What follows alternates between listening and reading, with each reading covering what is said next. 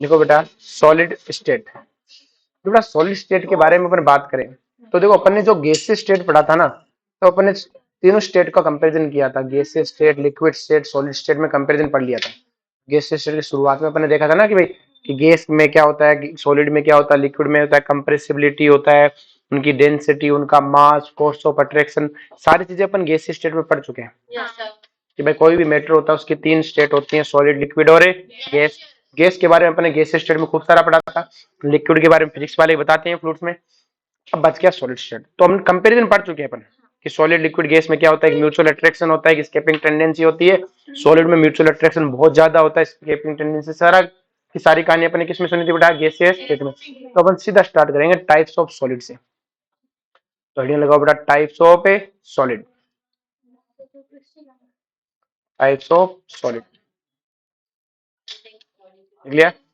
अब जो types of solid है उसमें दो तरह के सॉलिड होते हैं, एक होता है एमोर्फस, एक होता है क्रिस्टलाइन। तो लिख लो, एक तरफ एमोर्फस, दूसरी तरफ है क्रिस्टलाइन। देखो बड़ा ध्यान से,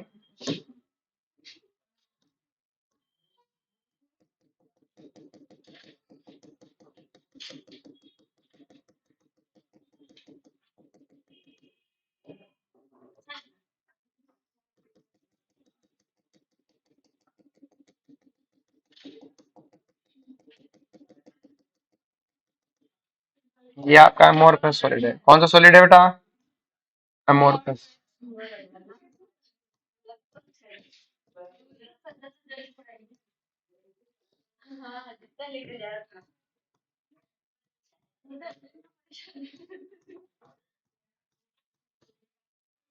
अरे मैं कुछ बोल दूंगा रोने लग जाएगी, फिर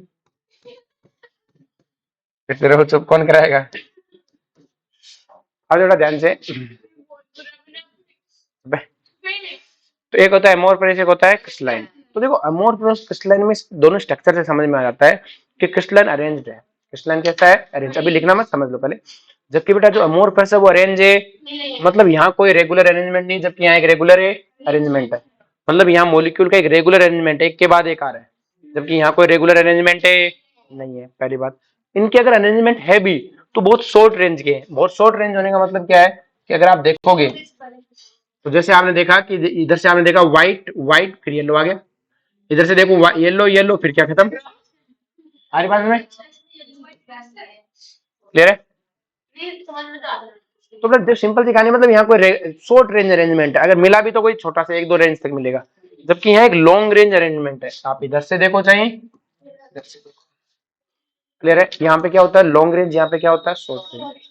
अब जो बेटा ध्यान, सिंपल सी कहानी क्या है कि बेटा जो ये जो क्रिस्टलाइन सॉलिड होते हैं ना, ये क्या होता है, इनको जब कट करते हैं ना तो इनकी कटिंग एकदम शार्प होती है। कैसे होती है बेटा, शार्प एज। शार्प एज मतलब कट करने पे कैसे मिलते हैं, शार्प एज मिलते हैं। जबकि इनकी कटिंग करने पे क्या बोलता है, शार्प एज नहीं मिलते। आप जैसे पॉलिथीन को काट के देख लो, कभी आपको शार्प एज नहीं देगी, क्लियर है। ग्लास को काटो शार्प एज, वो तो बाद में उस पर घसाई कर देते हैं, वो वाली बात अलग है, क्लियर है। तो शार्प एज नहीं आते इनके, मतलब इनकी कटिंग शार्प क्यों नहीं होती, क्योंकि अगर मैं यहाँ पे काटूंगा तो एकदम व्हाइट वाली लाइन आएगी, तो एक परफेक्ट थिंग आएगी ना। यहाँ पे पता ही नहीं कभी व्हाइट है कभी येलो, खुद तरह से आएगा, तो एकदम शार्प एज नहीं आते।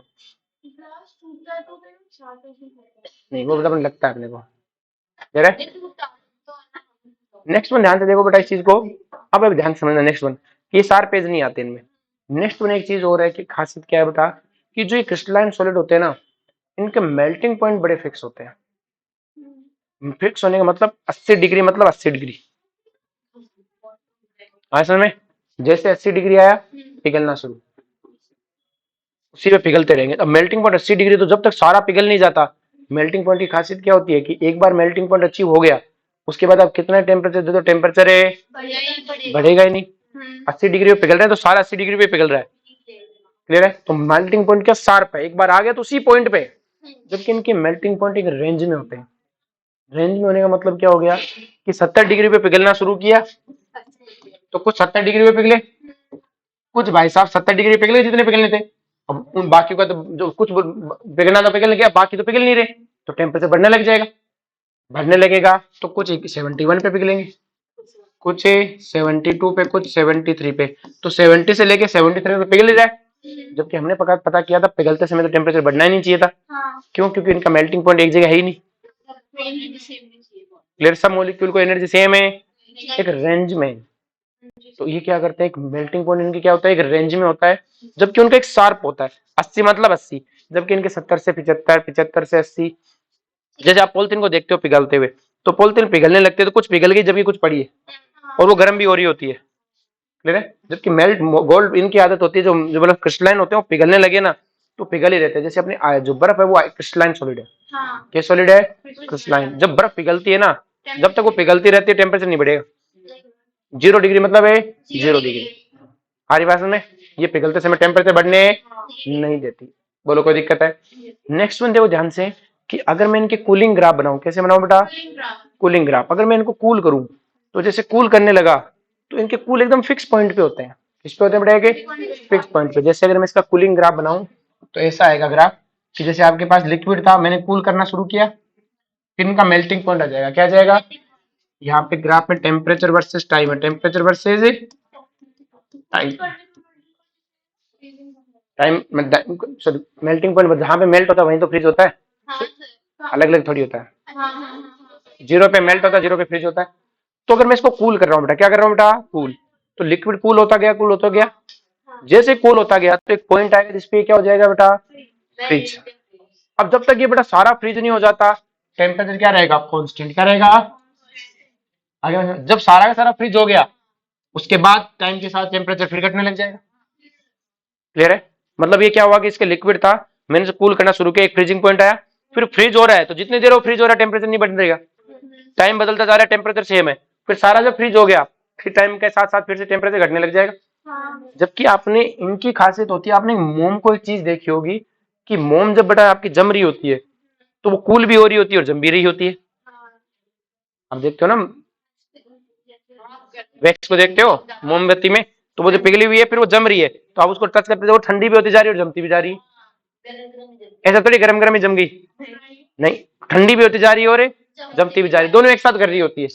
इसका मतलब क्या है कि इनके जो कूलिंग ग्राफ है वो टेम्परेचर क्या होगा? टाइम के साथ घटता जाएगा और जमती भी। तो इनका ग्राफ ऐसे आता है, मतलब ऐसे, ऐसा नहीं कि टाइम बीच में टेम्परेचर रुक गया हो ना, जब जमती भी जा रही है। जबकि हमें पता था जमते समय मतलब फेज कन्वर्जन के समय टेम्परेचर बदलना ही नहीं चाहिए, लेकिन भाई साहब उनका तो बदलता ही जा रहा है, उनका तो बदलता ही, क्योंकि उनका फिक्स पॉइंट तो है ही नहीं। कुछ का ये था, कुछ का ये था, कुछ का ये था, रेंज है ना। नेक्स्ट वन बेटा, जो क्रिस्टलाइन सॉलिड और एमोर्फस सॉलिड बनते कब है? अगर मैं किसी को सडन कूल कर दूं तब तो बनता है एमोर्फस, और धीमे धीमे बनता है क्रिस्टलाइन। किस तरह? ऐसा क्यों? जैसे मैं तुम्हें क्लास के, तुम बाहर खड़े हो, मैं 5 गिन रहा हूँ, सारे क्लास के अंदर चाहिए, वरना मारूंगा, तुम भाग क्या होगे? जिसको जहां जगह मिल गई वहीं बैठ जाओगे। फिर तो कोई अरेंजमेंट होगा क्या? नहीं। फिर मैं कहूँ नहीं, आराम से आओ, मस्त एकदम बढ़िया दिखने चाहिए, क्लास में बैठने चाहिए। तुम आराम से हाइट नाप नाप के बैठोगे, तू आगे बैठ, तू पीछे बैठ, लाल कलर वाले एक साइड बैठो, पीले कलर वाले एक साइड बैठो। क्लियर है? तो अरेंजमेंट के साथ बैठोगे कि नहीं बैठोगे? क्लियर है? बाहर निकलो क्लास से। क्लियर है? तो ये चीज समझ में आई बेटा? तो सिंपल सी कहानी है बेटा इस चीज में कि अगर जैसे मान लो मॉलिक्यूल तैर रहे थे, आपने उसको सडन कूल कर दिया, तो तैरते समय उन्हें पता था कूल करने वाला, तो एक इधर जा रहा था, इधर जा रहा था, आपने कूल कर दिया, तो ऐसे कैसे जम गए? तो क्या इनका कोई अरेंजमेंट हुआ? लेकिन आपने इनको धीमे धीमे कूल कर रहे हो, तो इन्हें पता लग गया अच्छा जमा रहा है क्या, तो एकदम बढ़िया अरेंज होते, चलो आ जाओ खाना मिले। तो बड़े अरेंजमेंट होंगे कि नहीं होंगे? क्लियर है? तो सिंपल सी कहानी है। ये समझ में आया बेटा? नेक्स्ट वन एक चीज है बेटा, एक होता है आइसोट्रोपिक, एक होता है एनाइसोट्रोपिक। क्या होता है बेटा? आइसोट्रोपिक वर्ड का मतलब होता है कि, सुन ले, आइसोट्रोपिक वर्ड का मतलब होता है different direction same property, different direction है सेम प्रॉपर्टी। जबकि एनाइसोट्रोपिक वर्ड का मतलब होता है डिफरेंट डायरेक्शन डिफरेंट प्रॉपर्टी। तो देखो बेटा सिंपल सी कहानी, आप सब लोगों ने खिचड़ी खाई है कभी? खाई होगी लगभग। तो खिचड़ी में, नहीं मैं तो नहीं खाता हूँ, मैं अपनी रोटी खाता हूँ, कोई बात नहीं। हाँ, अब देखो सिंपल सी कहानी, खिचड़ी में खासियत होती है, खिचड़ी किसकी बनती है? मूंग दाल और चावल की। तो अब उसमें चावल का दाना उठाए खाओ, उसमें मूंग दाल का स्वाद है, मूंग दाल का टुकड़ा उठाए खाओ, उसमें चावल का स्वाद है, मिक्स स्वाद होता है। किसी ऐसा नहीं है कि यहाँ से चावल का स्वाद है, यहाँ मूंग दाल का, एकदम मिक्स स्वाद होता है उसका। तभी क्लियर है? किधर से भी खा लो एक ही बात है। लेकिन आप पनीर की सब्जी खाओ, ग्रेवी का अलग स्वाद है, पनीर का अलग स्वाद है। क्लियर है? पनीर का अलग स्वाद है, ग्रेवी का अलग स्वाद है। ये कैसा है? एनाइसोट्रोपिक है। कैसी है बेटा? एनाइसोट्रोपिक। जबकि खिचड़ी क्या है बेटा? आइसोट्रोपिक। रीजन क्या है बेटा? देखो ध्यान से कि अगर मैं इसमें कहीं पे भी जाऊं, अगर मैं कहीं से भी जाऊं तो मुझे हर डायरेक्शन में व्हाइट और येलो दोनों मिलेंगे। तो ऑल ओवर प्रॉपर्टी क्या आ जानी है? मिक्स। भाई इधर गया तो व्हाइट और येलो मिले, इधर भी खिचड़ी है, सब जगह सेम मिलना है। भाई इधर भी व्हाइट और येलो मिलना है, इधर भी। लेकिन इसमें अगर मैं देखूं तो इस डायरेक्शन में मुझे व्हाइट मिले तो इस डायरेक्शन में सिर्फ है, ये कौन सी है? ये वाला कलर येलो बोल देते हैं इसको अपन कि ये जो भी है, एक जो कलर है ना, जो व्हाइट के अलावा दूसरा है, क्लियर? चुप रहे। हाँ, तो बड़ा सिंपल से कहानी, हर डायरेक्शन में सेम प्रॉपर्टी मिल रही है क्या? नहीं, हर डायरेक्शन में सेम है। देखो इसमें सिर्फ येलो वाले मिले, व्हाइट वाले मिलेंगे, इसमें सिर्फ है येलो वाले मिलेंगे। तो इसका मतलब क्या हुआ कि आपको हर डायरेक्शन में सेम प्रॉपर्टी नहीं मिल रही। हमारी बात सुने, कहाँ मिल रही है बता? व्हाइट व्हाइट मिले और इस डायरेक्शन में येलो येलो, तो इन दोनों डायरेक्शन में सेम प्रॉपर्टी मिलेगी क्या? नहीं मिलेगा। इसमें ग्रेवी ग्रेवी मिली, इसमें पनीर पनीर मिले। क्लियर है? तो सिंपल सी कहानी है। हमें एक चीज समझ में आई बेटा कि जो क्रिस्टलाइन सॉलिड होते हैं वो एनाइसोट्रोपिक होते हैं। इनकी डिफरेंट डायरेक्शन में डिफरेंट प्रॉपर्टी आती है, different physical property. Physical property में क्या होते हैं बेटा? रिफ्रैक्टिव इंडेक्स, रेजिस्टिविटी, ये इस तरह की चीज। जबकि इनके क्या होते हैं बेटा? सब डायरेक्शन में सेम। बोलो कोई दिक्कत है? अब जो बेटा जो क्रिस्टलाइन सॉलिड होते हैं ना, इन्हें ट्रू सॉलिड बोलते हैं। जबकि एमोर्फस को क्या बोलते हैं? Pseudo solid. इनको सुपर कूल्ड लिक्विड भी बोलते हैं। कि सर सुपर कूल्ड लिक्विड का मतलब क्या हुआ कि देखो सॉलिड की खासियत क्या थी बेटा कि सॉलिड वो है जो फ्लो ना करे, जो फ्लो ना करे, जिसको आप कंप्रेस नहीं कर सकते, जिसको आप एक्सपेंड ना कर सके। क्लियर है? क्रिस्टलाइन सॉलिड इस बात को मानते हैं। लेकिन अमोर्फस के साथ है तो सॉलिड ही, स्टेट तो सॉलिड है, लेकिन आप कंप्रेस कर सकते हो, थोड़ा बहुत एक्सपेंड कर सकते हो, इवन ये फ्लो भी करते हैं लिक्विड की तरह। कि सर फ्लो करते हैं मतलब क्या हुआ कि जो जो पुरानी टाइम की खिड़कियां हैं बेटा, उनकी देखोगे तो वो ग्लास है, तो ग्लास इस तरह से, तो ऊपर से पतला होता है, नीचे से क्या होता है बेटा? मोटा। मतलब इसका जो पार्टिकल्स है वो धीमे धीमे धीमे धीमे फ्लो कर रहे हैं। कि सर धीमे फ्लो कर रहे हैं, हमें दिख नहीं रहे, बहुत स्लो है, बहुत है। तो एक टाइम पीरियड के बाद आपको कंपैरिजन फील होता है, ऊपर से पतला होगा, नीचे से मोटा। मतलब वो ग्लास पार्टिकल मूवमेंट कैसे करता है भाई? आप उसको देखते रहोगे तो नहीं दिखेगा, आपने उधर मुंह क्या एक नीचे आ जाएगा, बहुत धीमे धीमे। क्या है बेटा? बहुत है। तो हमने कहा यार तूने फ्लो किया, इसका मतलब, तो इसका मतलब तू क्या है बेटा? सूडो है। तू क्या है बेटा? तू तो भाई सॉलिड की प्रॉपर्टी को फॉलो नहीं करता, तू तो धोखेबाज है। इसलिए हमने कहा यार तू तो लिक्विड है। तो कहा लिक्विड हो क्या? मैं दिख तो सॉलिड रहा हूं। मैंने कहा तो सुपर कोल्ड लिक्विड है। तो ऐसा लिक्विड है जो सुपर कोल्ड है, इसलिए तू सॉलिड है, वरना तेरी आदत तो कैसी है? लिक्विड है, इसलिए नाम रख दिया सुपर कोल्ड लिक्विड। अब जो क्रिस्टलाइन सॉलिड, इसके एग्जाम्पल अपन खूब पढ़ेंगे। एमोर्फस के जो एग्जाम्पल है उनमें अपने पास क्या? Rubber, glass, would, plastic. Clear है? ये अपने क्या है? एमोर्फस के एग्जाम्पल। किसके एग्जाम्पल है? क्वार्ट्ज याद रखना एमोर्फस का एग्जाम्पल है नहीं, क्रिस्टलाइन का एग्जाम्पल है। आगे बात समझ में? अब आराम से डायग्राम बना लो और लिखवाते हैं।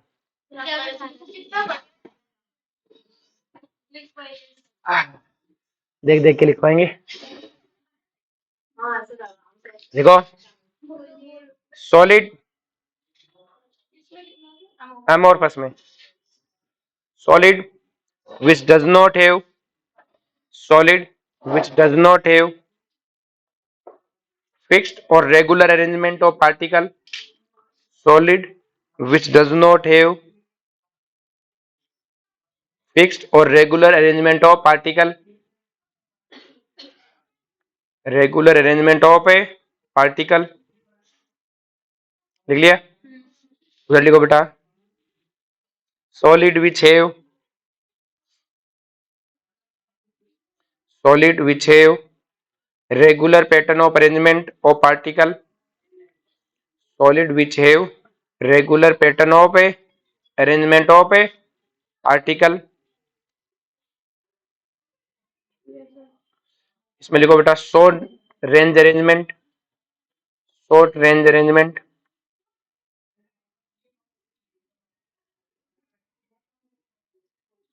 Short range arrangement. उसमें क्या लिखोगे बेटा? Long range arrangement. नेक्स्ट लिखो they have melting point in A range, amorphous में लिखना they have melting point in A range, they have sharp melting point, they have sharp melting point. Next लिखो बेटा इनके कूलिंग ग्राफ बना लो, लिखना cooling graph, ये इसका है, ये कोई बात नहीं कभी बना लियो। कूलिंग ग्राफ लिखना क्या है बेटा, ये cooling graph.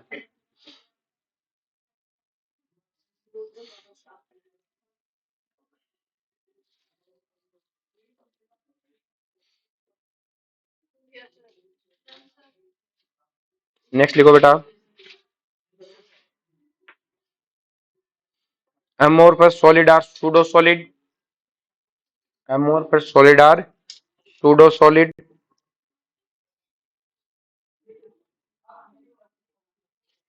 Glass is a super cool liquid, glass क्या है बेटा, ग्लास में प्रॉपर्टी होती है, ग्लास है सुपर कूल्ड लिक्विड। और क्रिस्टलाइन में क्या लिखोगे, crystalline solid are true solid. Isotropic लिखो बेटा, लिखो different direction same property, amorphous में लिखा है तो अमोर्फस की होगी प्रॉपर्टी, डिफरेंट डायरेक्शन है सेम प्रॉपर्टी, और उसमें क्या लिखोगे, एनिसोट्रोपिक, डिफरेंट डायरेक्शन है।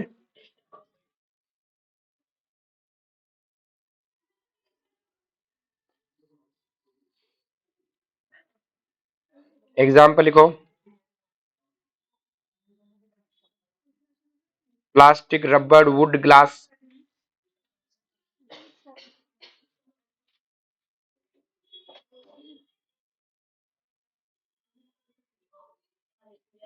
ग्लास, रबर, वुड, ग्लास, और उसमें क्या लिखोगे, diamond, metal, graphite, diamond, metal, graphite, ionic compound, quartz, ice.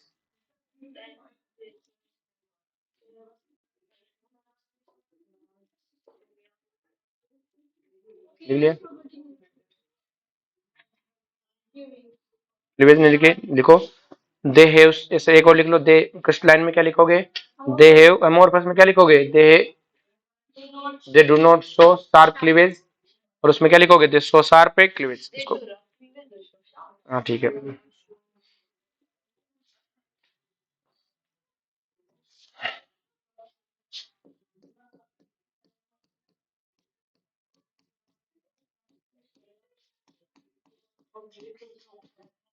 Table बंद करके लिखना,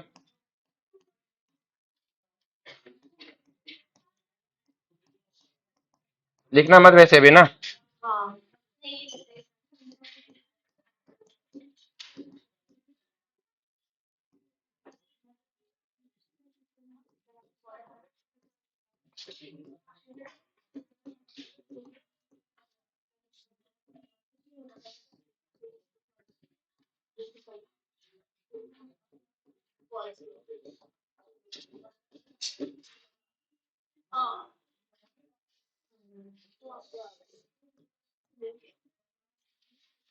दो बेटा, आइसोमॉर्फिज्म का मतलब क्या होता है कि दो डिफरेंट कंपाउंड है लेकिन उनकी सेम स्ट्रक्चर है, दो डिफरेंट कंपाउंड है लेकिन उनकी क्या है बेटा, सेम स्ट्रक्चर है। तो आइसोमॉर्फिज्म में लिखो, different compound have same structure,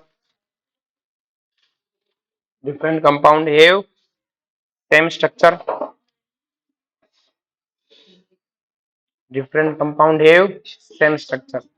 जबकि इसमें क्या लिखोगे, same compound but different structure. लिखो, आइसोमॉर्फिज्म क्या मतलब, दो अलग अलग कंपाउंड लेकिन सेम स्ट्रक्चर दिखाते हो। और पॉलीमॉर्फिज्म का मतलब क्या है बेटा, कि एक ही कंपाउंड है लेकिन उसकी एक से ज्यादा स्ट्रक्चर है। ठीक है, आइसोमॉर्फिज्म के बहुत सारे एग्जांपल है, क्लियर है।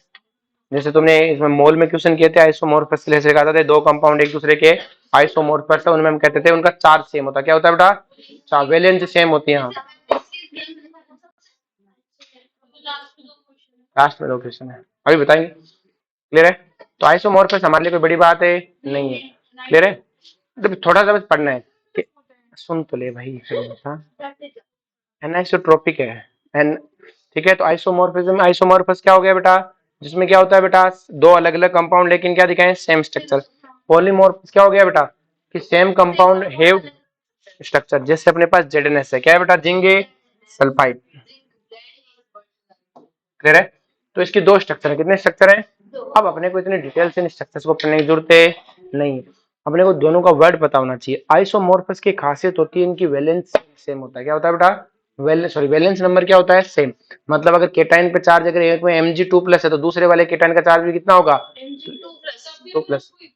इक्वेट करते थे जब मैं मोल कंसेप्ट में, जब मैं क्वेश्चन कराता था जिसमें कहता था ये 2 कंपाउंड एक दूसरे के आइसोमॉर्फस है, तो अपन क्या करते थे कि इस वाले कंपाउंड की जो वैलेंसी, मैंने कहा इसका 4 है तो इसकी वैलेंसी अपन क्या कर देते थे, 4, उसका चार्ज सेम मान लेते थे, क्या मान लेते थे, सेम। मैंने कहा एक कंपाउंड है बड़ा सा ZnCl2 है, इसका एक कंपाउंड है MClX, मैंने कहा ये दोनों एक दूसरे के आइसोमॉर्फस है, तो इसमें जो जिंक +2 में है तो यहाँ पे M भी किसमें होगा, +2 में। अरे तो हर कंपाउंड ऐसा जरूरी नहीं है, होंगे, अगर वो अगला लिख के देगा, अपने को याद थोड़ी करना है, अगला लिख के देगा कि आइसोमॉर्फस है, हमें कौन सा याद करना है, किसी का है किसी का नहीं है।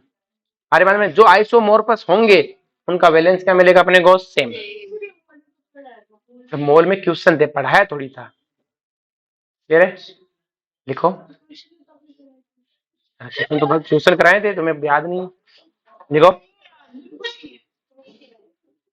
बता देंगे अभी, मोल वाली खोल लियो डीपीपी, लिख लिया फिर सबने।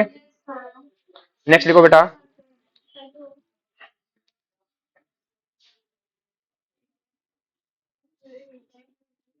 WERTZIT,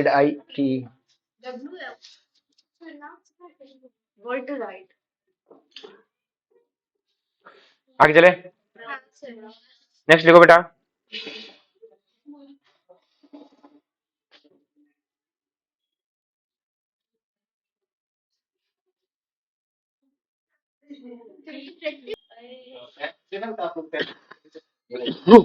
और दिन में वो डिस्कस करके जाना, चलो जी, इतनी आसान से, सबसे आसान। नेक्स्ट लिखो बेटा, क्यूब। देखो बेटा, क्यूब के बारे में आपको सबको पता क्या होता है। बेटा क्यूब का मतलब ये जो अपना कमरा है क्या है, क्यूबिकल है, कैसा है बेटा, क्यूबिकल, मान क्यूब है, क्या है बेटा, क्यूब है।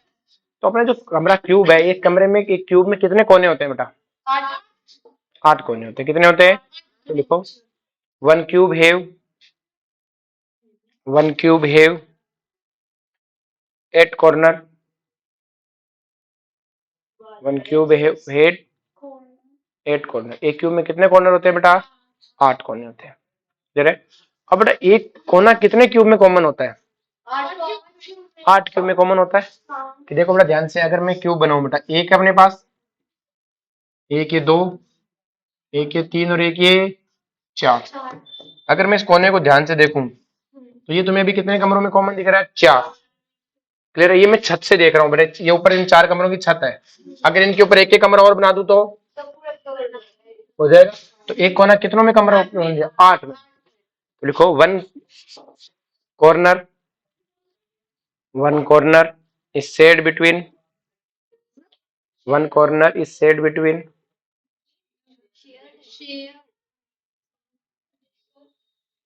8 क्यूब, सेड बिटवीन 8 क्यूब में बेटा सेड होता है, कितने में होता है, तो लिखो, contribution of one corner, contribution of one corner in one cube is 1/8, कितना बेटा, 1/8। फिर नेक्स्ट लिखो, एक कमरे में एज फेस कितने होते हैं, 6 फेस होते हैं, तो लिखो, one cube have 6 face, one cube have 6 face, one cube have 6 face and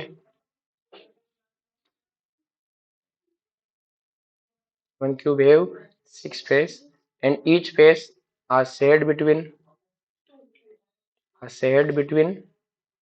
two cube. So contribution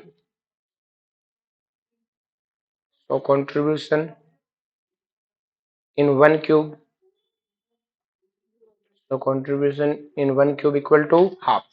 एक कमरे में कितना मिलेगा बेटा? हाफ, क्योंकि वो एक दीवार है बेटा, दो कमरों के बीच में कॉमन है, तो इसमें दीवार के बीच में कुछ भी रखा जाएगा, आधा इसका आधा इसका। नेक्स्ट लिखो, वन क्यूब हैव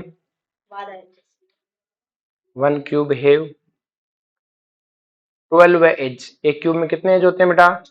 गिन लो कितने एज है, 12 एज है, कमरे में गिन लो 12 है, तो वन क्यूब हैव 12 एज। अब एक एज कितने में शेड होती है बेटा?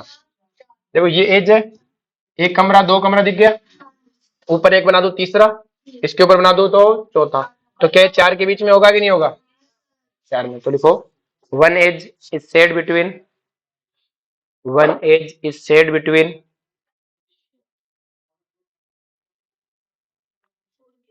Four cube. So contribution of one edge in one cube कितना होगा बेटा? 1/4 ले लिया। नेक्स्ट में अगर अपन बात करें कि भाई एक कमरे में कितने बॉडी डायगोनल होते हैं, बॉडी डायगोनल का मतलब होता है दो ऑपोजिट कोनों को मिलाना है।